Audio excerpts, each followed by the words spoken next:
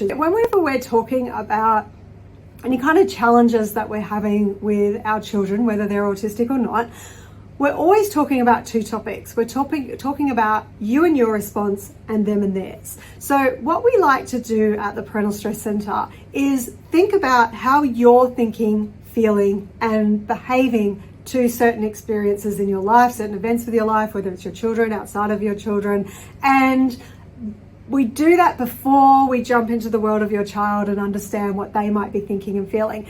And the reason why we do that is because the more self-awareness that we have, the more understanding of how we think and how that connects with how we feel and how that connects with how we behave and how thinking, feeling and behaving all connect with each other, the more we're able to kind of transfer that information onto our child and get a sense of what they're thinking and what they're feeling and why it makes sense they're behaving the way that they are. So in every event we experience it with the 5 senses. See it, hear it, touch it, taste it, smell it. Sensory information is going into their brain for evaluation.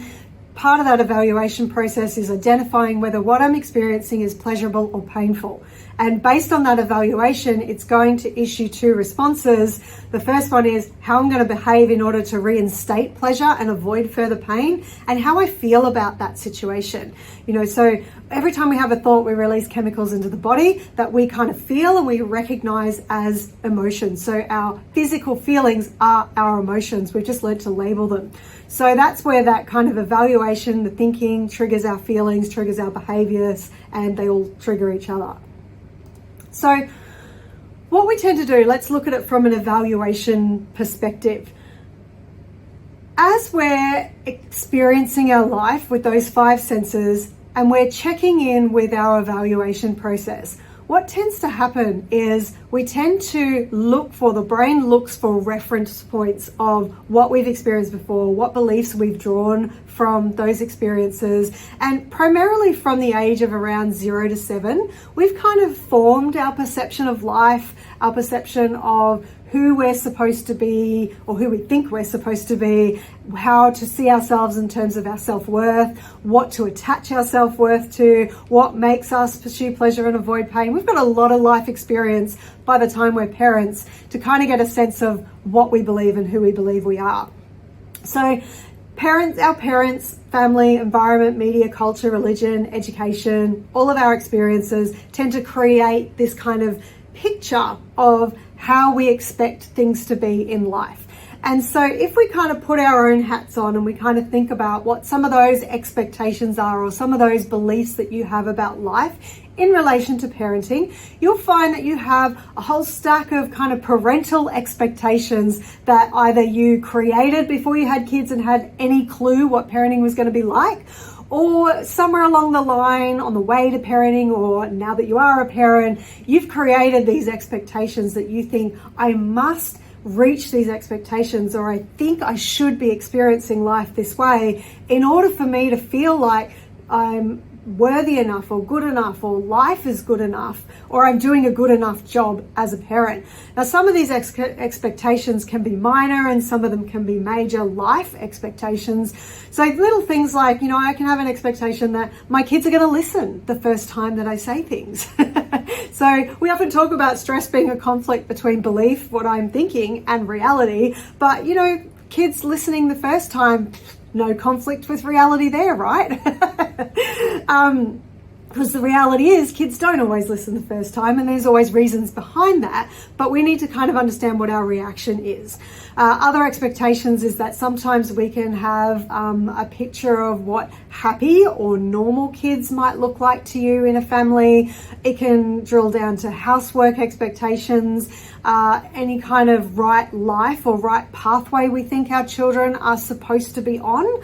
It can be when you have a child who's diagnosed with autism, that there's all of a sudden all these right pathways that you think that you need to be on to make sure your child's life is right. So you're making sure that you apply all of the right therapies and making sure you don't get anything wrong and making sure you're keeping your child happy and not damaging them. And, sometimes even thinking that before they had that diagnosis, there were all these things that I did and why did I do all that? So now I'm trying to make amends and make sure sure I get nothing wrong, and we put all this pressure on ourselves. So you can see that we get all of these ideas on what we're supposed to do. We put so much pressure on ourselves to get life right. And then what tends to happen is when life isn't going to plan and we're not ticking these boxes and following this right path, we tend to then get into what we call 4 stressful thinking lenses. And everyone who experiences stress experiences this story that's wrapped up in these 4 lenses. I haven't met anybody who's experienced stress yet in the whole 20 years that I've been doing this that hasn't rolled around in these stories, myself included. So what tends to happen is we start to first notice that life isn't going right, that there's something wrong going on. And then the brain starts to look for evidence of, how do I know it's going wrong? Because of all the things that I'm missing out on. I'm missing out on respect. I'm missing out on experiences. I'm missing out on time with my child. My child is missing out on certain experiences that, I think they should be having in order for their life to be right, or even for their experiences they should be having for my life to be right. And then the reasoning part of the brain kicks in and goes, well, why am I on this wrong path? Why am I missing out on all these things? And it determines that I should have, or my child should have, or someone else should have done something differently, or should be doing something differently. So we have this kind of blame on ourselves and others. And then it all kind of spirals down into this core belief: what does this mean? What does this mean about me? And we have this kind of value judgment that we put on it, that I feel worth less in some way because life isn't going to plan, because I'm missing out on certain experiences, and because I should have behaved differently, or someone else should have behaved differently, or perhaps made different decisions. So it's being aware of this kind of story that we tend to tell ourselves, and recognizing how that tends to move into how we're feeling about ourselves, and then how we're then behaving because we're thinking and feeling that way. And that can stem to just little minor interruptions throughout your morning that tend to kickstart these 4 lenses, or it can be that you're rolling around in this story repetitively about many different areas of your life. So the first key is just being really aware of, where do you see yourself, looking at life through these 4 lenses? And all 4 of them will be there, don't worry. Some of them will be more dominant than others, but all 4 of them will be there within your story. And they're all in conflict with reality. We're needing to assess the way that we're viewing things so that we can then change that. So what we want to do is, once we start to recognize that our thought processes do think this way, we need to then jump into the world of our child and realize that sometimes they're thinking like that as well. And that's triggering some of these aggressive behaviors that you might be seeing.